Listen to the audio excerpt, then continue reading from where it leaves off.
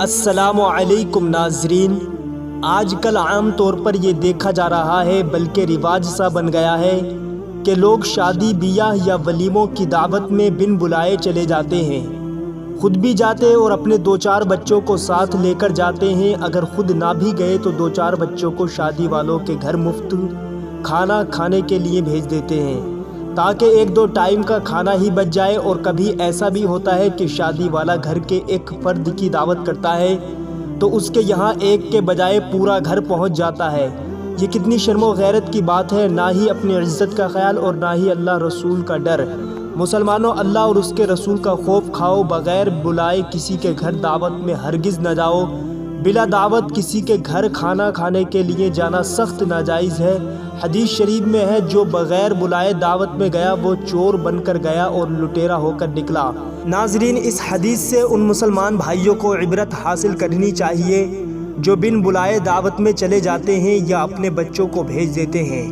ہاں، اگر کوئی ولیمہ کی دعوت کرے تو دعوت قبول کرنا سنت ہے، بلکہ بعض علماء کے نزدیک واجب ہے۔ اس سلسلے میں دونوں ہی قول ہیں۔ بظاہر یہی معلوم ہوتا ہے کہ اجابت سنت مؤکدہ ہے، ولیمہ کے سوا دوسری دعوتوں میں بھی جانا افضل ہے۔ ناظرین، حدیث شریف میں ہے، جس کو دعوت دی گئی اور اس نے قبول نہ کی تو اس نے اللہ اور اس کے رسول کی نافرمانی کی۔ ایک اور حدیث شریف ہے، جب تم میں سے کسی کو ولیمہ کے کھانے کے لیے بلایا جائے تو ضرور جائے۔ ناظرین حضرات، ان احادیث سے معلوم ہوا کہ دعوت قبول کرنا اور دعوت میں جانا نبی کریم صلی اللہ علیہ وسلم کی سنت ہے، لہٰذا دعوت ملنے پر دعوت میں جانا چاہیے۔ اس میں اپنے مومن بھائی کی دلجوئی ہے اور آپس میں میل ملاپ اور محبت کا ذریعہ ہے۔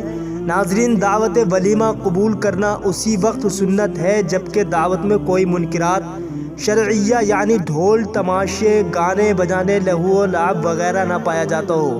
باقی عام دعوتوں کا قبول کرنا افضل ہے جبکہ نہ کوئی مانع ہوا اور نہ اس سے زیادہ اہم کام ہو۔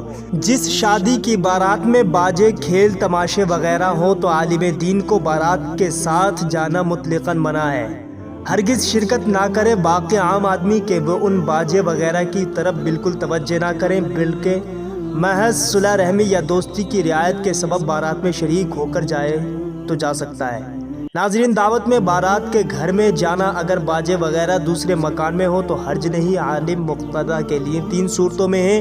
اگر عالم جانتا ہے کہ میرے جانے سے منکرات بند ہو جائیں گے اور میرے سامنے نہ کریں گے تو جانا ضروری ہے، اور اگر جانتا ہے کہ میری خاطر ان لوگوں کو اتنی عزیز ہے کہ میں شرکت سے انکار کروں گا تو وہ مجبوراً ممنوعات سے باز رہیں گے اور میرا شریک نہ ہونا گوارا نہ کریں گے، تو اس پر واجب ہے کہ بے ترک منکرات شرکت سے انکار کر دیں۔